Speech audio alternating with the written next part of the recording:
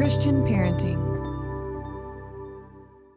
There's this myth out there that kids are born and then adopted right from the hospital, that they may not have feelings that surface, but Right. many do. And in Yeah. this case, Derek did. And he said to me, I never put it together that this was related to my relinquishment. Hey, welcome back, families, to the Call to Love podcast, where, as you know, each week we lean into the practical, the clinical, and always, most importantly, the biblical aspects of callings related to foster care and adoption. Today's episode is focused on what your adopted children need you to know the most, and specifically our teenagers. And this is a really important topic. I am eager to learn from our guest. She is Susan TeBos. She's an author, speaker, mentor, and wife and mom of 3 adopted kiddos. She's got a lot of wisdom. She has gone through all the phases of raising her kiddos and launching them out into the world and successfully doing so, but not without some challenges and some lessons along the way. So, Susan, welcome. We are eager to learn from you today. Thank you for being here.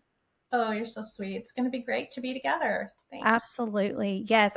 So a mutual friend connected us, and listeners, you'll remember our sweet friend Jody, who was on the show in recent episodes. And so she connected us and said, y'all gotta meet and y'all gotta talk. So I'm really excited just to learn you specifically have a heart for encouraging adoptive families going through and raising them through the teenage years. And so I've got one on the cusp of that. And so I want to know all the things, but I always love for my listeners to get a chance to know our guest. And so please share with us just a little bit more about your family and your heart for adoption and parenting teenagers.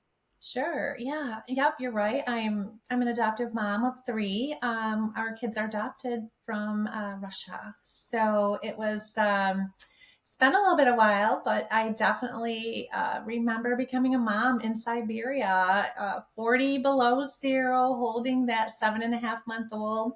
Oh my goodness. Little baby boy, and just wondering, what do I do? I don't know I don't know. Is that pretty common? I don't know, but I felt like it was big and overwhelming. And yet I felt such a draw and a love for him. So it was awesome. Mm-hmm. And today he's 26 years old. So it's amazing. Wow. I have 3 kids, 26, 25, and 23. And we live in Michigan, so about 30 minutes from Lake Michigan. Lots of sandy, beautiful beaches, wineries, and it's a beautiful place. Just lots of woods and lakes, and it's a great place to raise a family. So that's us. And I've been married to Mike I'm losing track. I feel like it's almost 30 years. Somewhere in that vein, right? Somewhere in that ballpark. Interestingly, though, when we began the adoption process, I saw an ad. No, it wasn't an ad. I shouldn't say that. It was an article in the local press when it was a newspaper, and someone had adopted from Russia. And so we were growing in our faith, and I felt like, God's pointing this out. He's really calling us to this. And then I turned to my husband, who was sitting on the couch, and I said, Mike, I think this is what we're supposed to do next. And he said, no, it's not. I was like, I hear that a lot.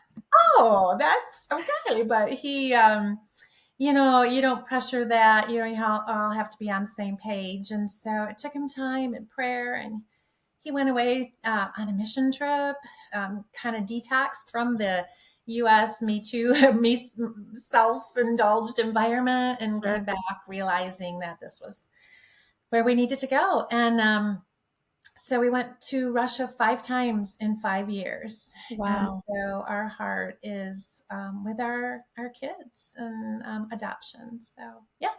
That's incredible. I love that. And so tell us just the early years. I know, because we're going to focus on teenagers and kind of making that our big point of discussion, but the early years of being an adoptive family and connecting with your kids and what that was like and any challenges that might have arisen then.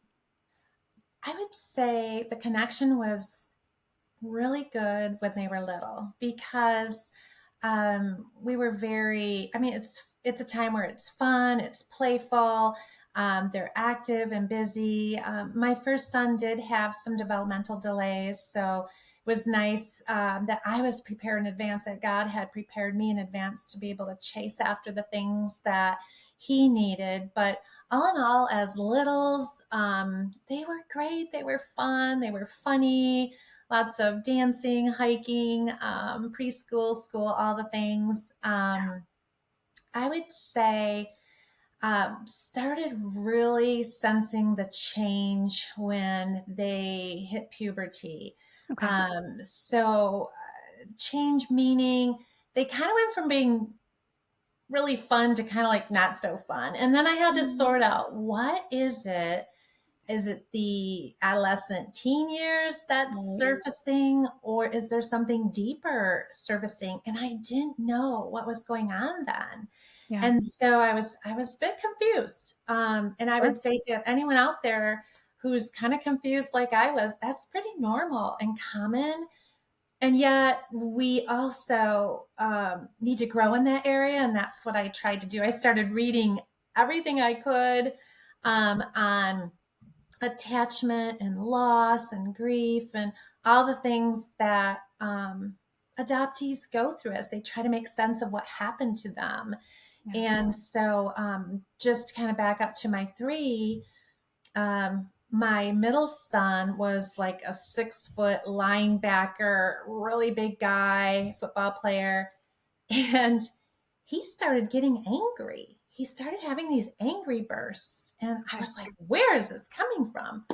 And obviously he's living life, going to school, but he was having these waves of emotions that he didn't even know where it was coming from. Mm. My oldest, he's kind of he's more of like a tech geek kind of guy, a little shy. And he just kind of fell under the radar for me. He's kind of compliant and always friendly, and he kind of fell under the radar. So I wasn't thinking that anything was going on there, but it Okay. was. Mm. And then finally, our daughter, she's just the life of the party. She's always like, I think she got voted class clown her senior year. Um, but I would say around 17, she started having this really strange mix of emotions. And um, part of that is that we began searching for their birth families, Okay. and we were successful. And we found two of the birth families. And we wanted to do that as soon as we could because we weren't sure what the future would hold, if we would be able to find them. And now, as we look at what's going on in Russia, it's obvious that we Yeah. can't even get there. So we did find two out of three of our children's birth families. And in our case, our big linebacker football guy, he was thrilled. He was 18, maybe he was going on 19, but he was thrilled to connect with his birth family, that story, see pictures. But our daughter was 15 and she ran to her room when the information came, and she says, "Mom, I Oh, don't want wow. to know this because it might mess with me." Mm. So I guess the point of all this is that every single teen processes loss some way, and each one is unique, and we have to step up as parents to kind of lean into that and figure out what each of those teens need in order to process loss or grief, anger. Who knows what will surface? And the beauty of this is, I think God's preparing us to do that because He wants them to become who He intended them to be. Yeah. And He wants them to be healthy and to make sense of their story. And for parents, we get to step into this, and that's the beauty of it. But it's not easy. And so Right. I think we can talk about that too. For sure. Yeah. And, it's really difficult. We've talked about this on the show before. Our children's adoption stories, as far as the Lord goes, it's always been plan A, right? He determines where children are placed in families, but there is still that loss component for our children with their family of origin. And so learning how to process that, to not take it personally when they do struggle, to recognize the signs when they are beginning to struggle. That, I mean, there's a lot to unpack there. I think a question that I might ask, because you were talking about how it was almost just a, they were this and then all of a sudden they weren't. And Yeah. so are there some warning signs that you might encourage for those of us who are parenting our younger adopted kiddos right now? We're on the cusp of, or someday we're going to be in those teenage years where that puberty and the introduction of hormones, and that does naturally, that just alters a kid's brain chemistry anyway. Right. And so that can cause more of the triggers and different things to come up. And so, could you give us maybe some? You mentioned anger. What are some other warning signs that parents maybe need to lean into and not react and freak out, but just be attentive to, that are common as they're going into those teen years and they're starting to process their stories, the loss, the trauma, all of that? Yes. I think of, well, backing up if I could, Sure. I interviewed adoptees from around the country. I put together a collection of stories in a book that I wrote, and that's probably something we can chat about later. But in that effort, I interviewed adoptees from all over the country. They were international, they were domestic, they came through the foster care system. They were between the ages of 15 and 30 something. And in those interviews, I learned so much. And I think of this one guy, he was 25, I believe, when I interviewed him.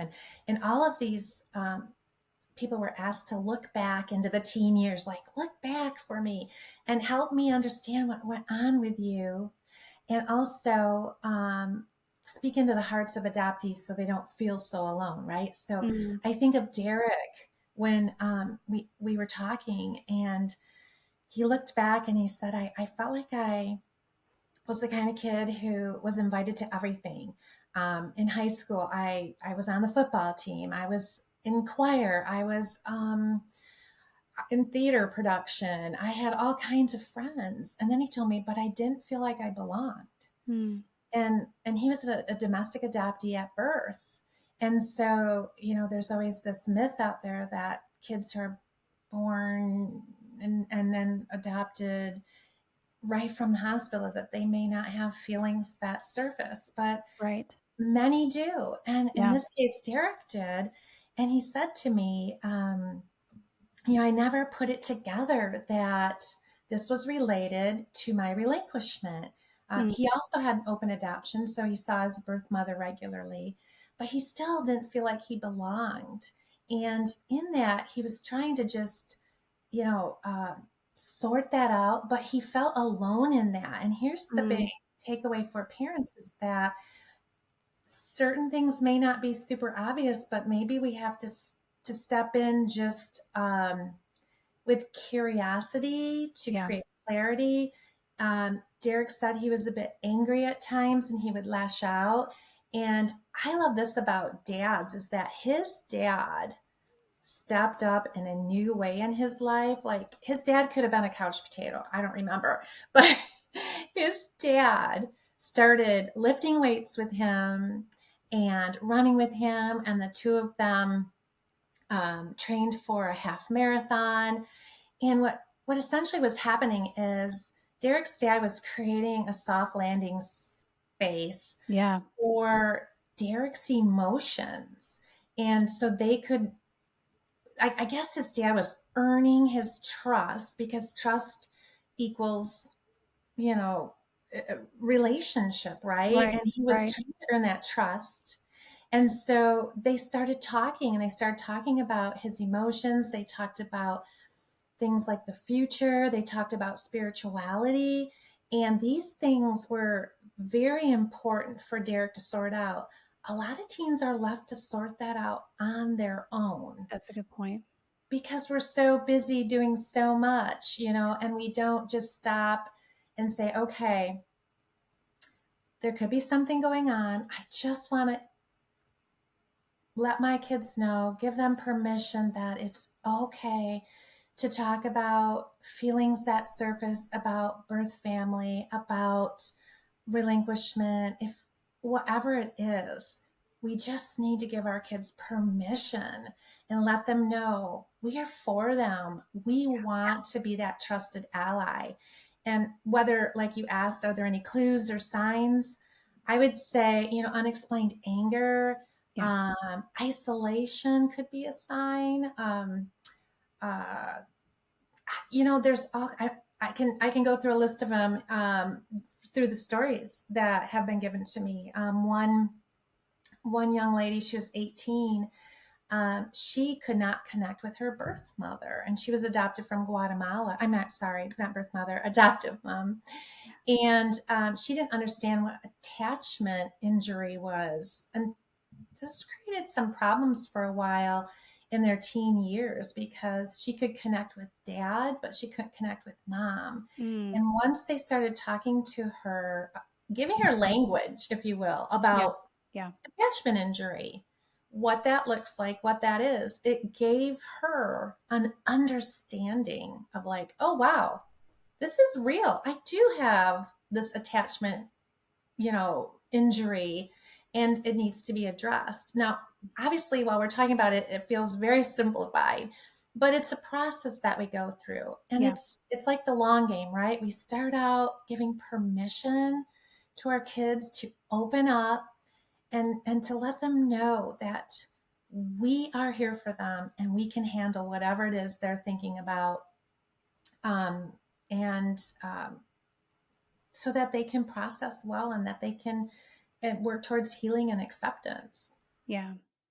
I love that, Susan. I think that is so important. And we do talk about that a lot of creating that safe space for them to feel, for them to question, for them to wrestle with their stories a little bit, but to not fear our responses or not fear that they're hurting us or that it becomes this, choosing between family of origin or adoptive family. And we have to lay all of that down. And it is a process for us Mhm. to, kind of reconcile that to ourselves as the adoptive parents.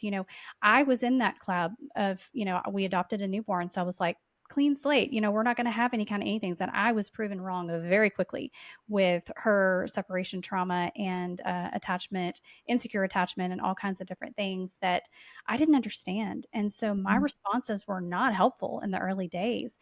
And there's grace in that. Thank the Lord. And Yes. there's grace for you, listeners, if you're in that spot. Like there is Mhm. grace for you. And the Lord understands, He equips you when He's called you. And you're not gonna have all the answers in the beginning, and you're gonna learn through doing it wrong. And I can raise my hand and say that that has definitely been my story as well, right? Susan's Yep. raising her hand for those of you who are listening. And we learn so much.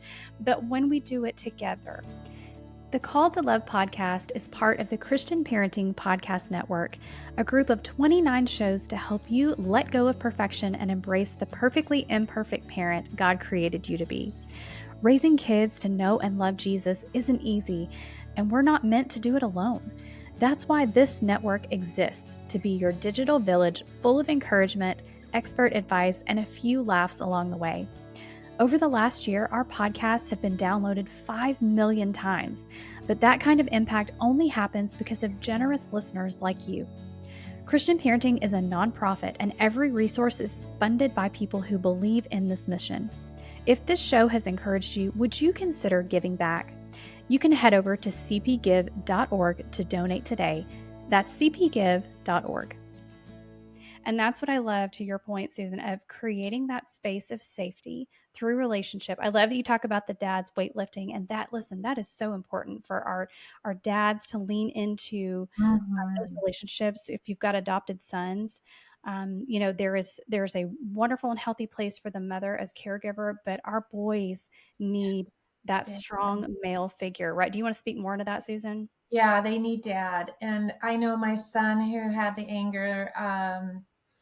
My husband was so good about teaching him how to mountain bike. We're kind of a mountain biking family, but our son Nikolai really got hold of that um, sport. My husband would take him places. They go away on races. And it just gave them that time to bond well. And even today, that son is 25 and he's a bike mechanic. He enjoys working on bikes, and that's what he's doing as a career, which is kind of neat because we didn't know a whole lot about his birth family, for example, until we did the search that I mentioned earlier. And we found out they all work with their hands. And to have our son to work with his hands for his career is so cool. I mean, like, that's just a piece of him that he feels very proud of because it connects him back to his, to his origin family. So, I yeah. love that. That's amazing. And, moms on the flip side for our girls, maybe it's baking, maybe it's gardening, maybe it's, something outside the home, maybe it's pottery, maybe it's art, something that connects based on their level of interest. And I love that you used that word curiosity earlier, Susan. I mean, that is a key point to leaning in instead of us telling them how they should process, telling Mhm. them how they should go through this journey. Just be curious and Yeah. and see where they're at and look for little clues. I again raising my hand, guys. I tell you, I tell my on myself all the time on the show. I'm like, let me tell you about how I've done it wrong, and you can learn from it. But Yeah. I do. I want to like let me just say vigorously investigate. How's that? I mean, I'm very, very energetic when it comes to I want to get to the point of the problem. I want to find the solution and I want to move on Same. because that's going to make everybody better, right? No, pushing too hard and Mhm. inappropriately when they're not ready or just trying to push that whole process on them in a method that's not working for them, it's not helpful, and actually it's counterproductive in your relationship with your child. And so learning that rhythm of relationship with your child, understanding that it is going to change as they go from little to Mhm. preteens to teenagers to young adults, there's going to be that rhythm where you learn each other together, and Yeah. curiosity is the key to that, right? I love that. Yeah, curiosity brings clarity. And with clarity, I think we are drawn into compassion because Yeah. when we don't know, like in those earlier days, and I raised my hand twice that I was trying to figure it out. I did things Yeah. wrong. I'm kind of like a react fast, kind of fix it kind of gal Me too. too. And I just felt like it was so important to clarify through curiosity. And once I understood more of their heart, I had that compassion that helped me to respond in a way that they received. Yeah. And like I think of my daughter, who once she finally decided to look at her search information that came when we searched for their birth families, she did find out that her birth father had passed away. And at 17, this was very, like, to me, it was like surprising. Okay, now Yeah. you've never known this person before. And she said to me, Mom, he's half of me. Yeah. And I was like, oh, because I'm learning the depth of this loss along with her. But my curiosity was like, tell me more. And she goes, Mom, you know, I won't get to see him until I go to heaven. And it was so deep, and we were Yeah. laying on the floor. I'm like laying on the floor, we're kind of going through this. And then she ended up, like, she needed to do something super tangible, so she drew out an epitaph and so on. It was so deep for her. And then after I thought about it, I think it took me a long time to think about it this way, but I think it was also not just the death of her birth father, but it was the death of Yeah. a dream of maybe one day seeing him and his birth mother and her birth mother, Right. meeting them in person. And I think a lot of our kids have that in their hearts. They want to do that. It may be because they just want to show birth mom and dad, hey, look at me, I'm okay. Your decision Yeah. was good. I'm fine. Or wow, I really want to connect with you because I just need to feel or sense or learn that part of me Yeah. and who I am. But yeah, it's all a process of learning. And for my daughter to say I'm grieving a father she never met, that's out there for Yeah. our kids. Yeah. There's so many things. And like back to these interviews that I did, like with 40 people, each one of them processed loss differently. And the interesting thing about that is that some were just like, I accept it. I do think about my birth family, and I'm okay though. And others, there's deeper things that need to come up, and we do that gently and Yeah. carefully. And here's another thing: is I say, if we do it wrong or we're like clumsy going through it, our kids will get the gist Yeah. that we care for them. We're planting these care seeds, as I call it, and they That's may good. not, we may not see what them growing like instantly. It'll take time, Right. but I think they get the gist that when we're for them and we want to support them, that means so much to them. Because here's a huge takeaway. If anybody takes anything away from this, it's this: our teenagers and young adults are processing loss, each and every one of them, in their own unique way. Yes. And they're doing it alone. And to me, when that dawned on me, like, oh my gosh, my kids are processing hard things alone, I thought, that's super hard. Yeah. And I can step into this as clumsy and poorly as I do that. I just want them to know I'm for them. And I think God does too. I think, we just need them to know that not only we're for them, but so is God, and God's for them. Yeah. And we're here to help them heal. So, Yeah, I yeah. love that. I think that's so important. And as you were sharing that, it occurred to me that we've got to also respect their boundaries Yes. of their process. And what I mean by that is, I'm imagining the listener who's like, okay, guys, this sounds really great, but I'm being completely pushed away right now. Like I am Mhm. offering my availability, I'm offering counsel, I'm offering encouragement, and they don't want any part of it. They're going through that really tough. I got this. I do want to do this. I'm a loner. I want to process alone. Maybe that's their personality. Maybe that's just their way of dealing with the trauma and the loss. Um, that can be really, really difficult. Susan, do you want to speak into that parent who's like, I'm here, I'm trying, I'm offering, and my kiddo does not want any part of Yes. that? Okay, so that was me too. Yeah. The big football linebacker. Oh my, he did not want to go there because when you think about it, how can I say this?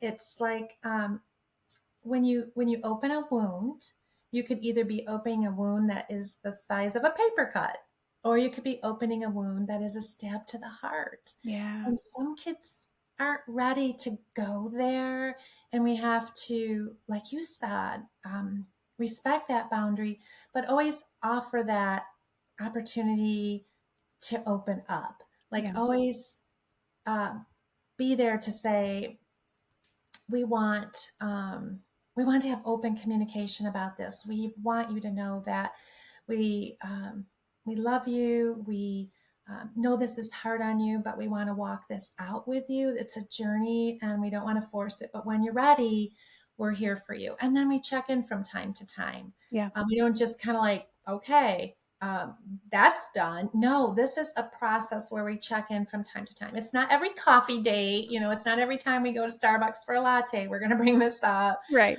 Um, but here's an interesting story. So with my linebacker, yeah, he did not want to go there for a long, long time. And we did butt heads. I'm going to say that, not regarding that, but because he was a little bit hard and pushy and pushing away Mm. on just in general in life. And he it finally I finally had to get to the point where I said, all right, I'm going to take this kiddo out to lunch. I'm going to take him out to lunch every single Monday until we connect again. And so first lunch was at Mission Barbecue. He came in 15 minutes, sat on his phone, didn't say too much, kind of typical kid, and said, okay, bye. And okay, see you next week. I had no expectation going into these lunches. Yeah. Didn't know where I would end up. Next week we had lunch, and the week after that, and the month after that. We are in year 2 of Monday lunches. Okay. And we are now so much more open. We went from pretty much zero, and Yeah. then we worked our way slowly into, and this is gonna make you laugh, but I go thrifting with my big 6 foot tall football player. I He love likes to go that. thrifting. That's And amazing. who knew? But this gives us opportunity. When we take that time and it's consistent, and we don't have any expectation of where it will head, we're building that bank account, that trust bank account, where at some point their brain, because their brain might have been, just their brain has been altered by whatever trauma they might have received. Right.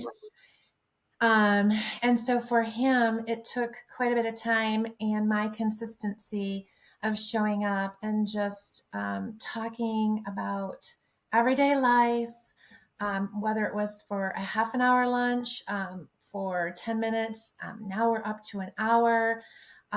It's to me, it's a miracle. That's I'm like, amazing. I thought I would never have a relationship with this kiddo who's always pushing me away. And now it's like, hey, mom, where are we going Monday? And I'll say, where do you want Great. to go for, no, you pick, and it's like this kiddo that I thought I lost is there again. And he's like how God meant him to be. Right. He's got a helping spirit. That's we think of all the different fruits of the spirit. That spirit is starting to show in him again. We're talking about the past, and I actually have um, said to him, "I'm so sorry that I didn't hold your emotions well when I didn't understand." Yeah. And he received that, and it's been trial and error. And I'm not saying I'm an expert mom at this, but this has been a huge change in our relationship. And That's great. again, lunch every Monday because that's his day off. But yeah, it's so good. Yeah, that's a great example. And I love that you say trial and error.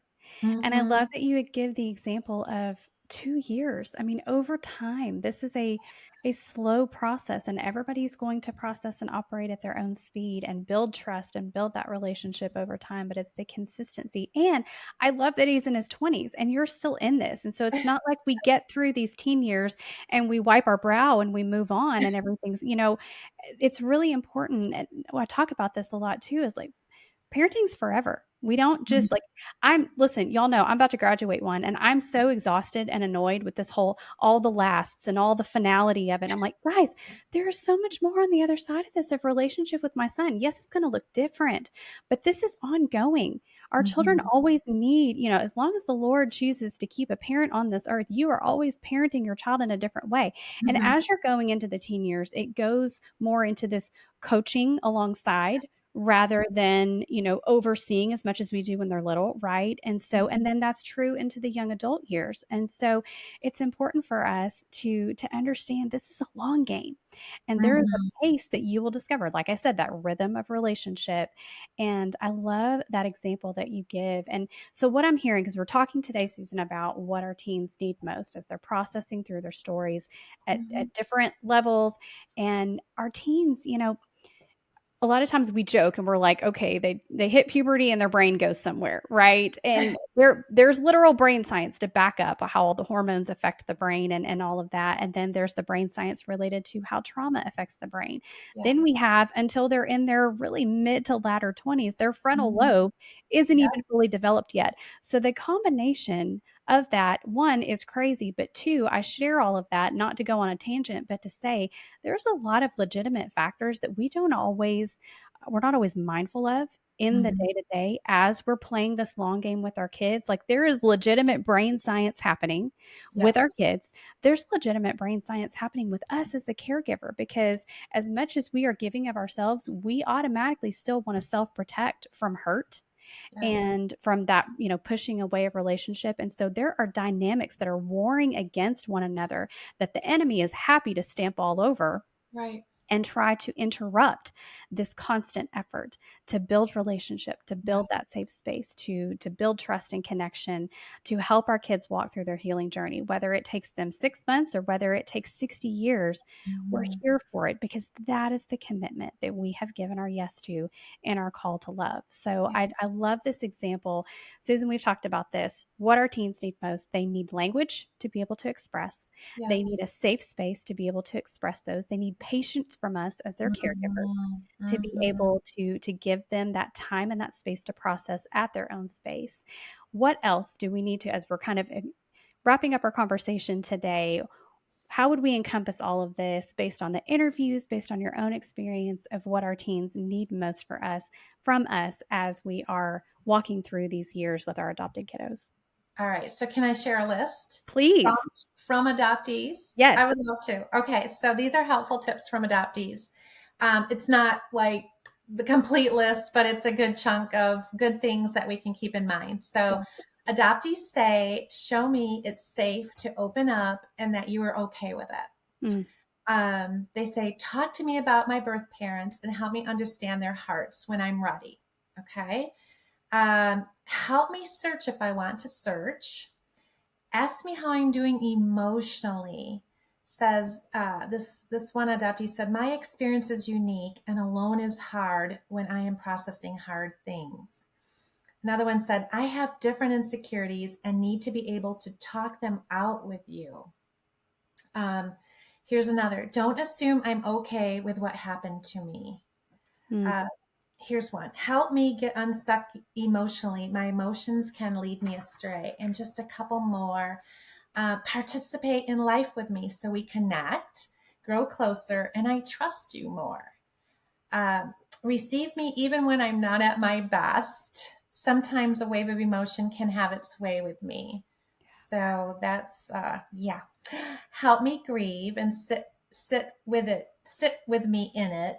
Um, Grieving is too big for me to handle on my own. And then also help me understand adoption related issues like insecure attachment and how it affects me. So there's a whole bunch more, but those are just some of the key things that make us think, okay, our kids are processing things yes. and each one is unique. And like I said earlier, but they're doing it alone. And so this is our chance. It's like this opportunity. And I'm encouraging moms, dads, caregivers, whoever is listening, is that this is a great opportunity to, to go to your teen, ask permission. Can we talk? I mean, I love that, having that casual demeanor. Can we Yeah. talk? Can we just open up about things? And can I just let you know that I'm for you and I really want to be here if you're willing to just want to share some things with me and Yeah. hey, let's go to coffee or Yeah. whatever. There's so many ways, and you are the only one who knows your teen, right? So you're going to have to Right. approach it according to your own teen's needs. And yeah, I just think God can use us in an amazing way. I think this is new. I talk to older adoptees who say nobody ever asked them. They never had a chance to process. And I think we Mm, can make this huge shift in the way that we parent our teenage adoptees. I think this shift is so important, and that if we can do this, it will make all the difference in who our kids become yeah. as they grow up and they learn to accept what happened to them Yeah. and to become who God made them to be.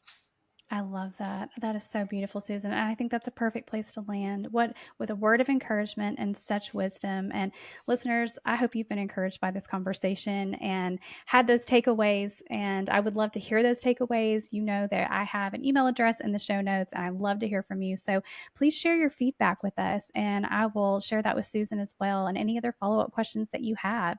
But in the meantime, Susan, I want to make sure that our listeners have an opportunity to connect with you further, to look into the book that you shared about and any other information you'd like to share.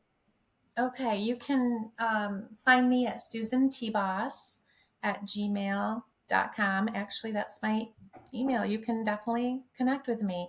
I also have a website, susantebos.com.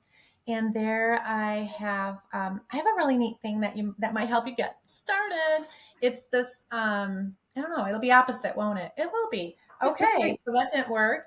But it's a whole list of conversation starters. And there's over 100 of them. And you can just pop on my website and get it for free. And you can download it. And that might give you some questions that will get you started in this new conversation, this new fresh opportunity with your teen. So I'm also on Instagram at Susan TeBos writer. And what else? Yeah, please feel free to connect with me. My book is called We've Been There, True Stories, Surprising Insights, and Aha Moments for Adopted Teens. So Mm, it's for your kiddos too, if they'd like to read it. It's written for them. It's for parents too, so you understand the heart of an yeah. adoptee. So Yeah. Oh, that's amazing. I love that. Susan, I'm so grateful for the work that you do and just your willingness to share with us. Thank you for reaching out and connecting with me and for sharing with our audience today. You have been an absolute blessing. Thank you so much. And I just, it's been a privilege. Thank you. Thank you so much for listening to Called to Love today. I love to hear from listeners, and so I would love to connect with you to hear your stories and answer your questions right here on the show. You can find me on Facebook and Instagram, send me a direct message, or send me an email at the link in today's show notes. I pray you have been encouraged by today's episode to walk in faith and continue to embrace your own call to love. Until next time, blessings, sweet friends.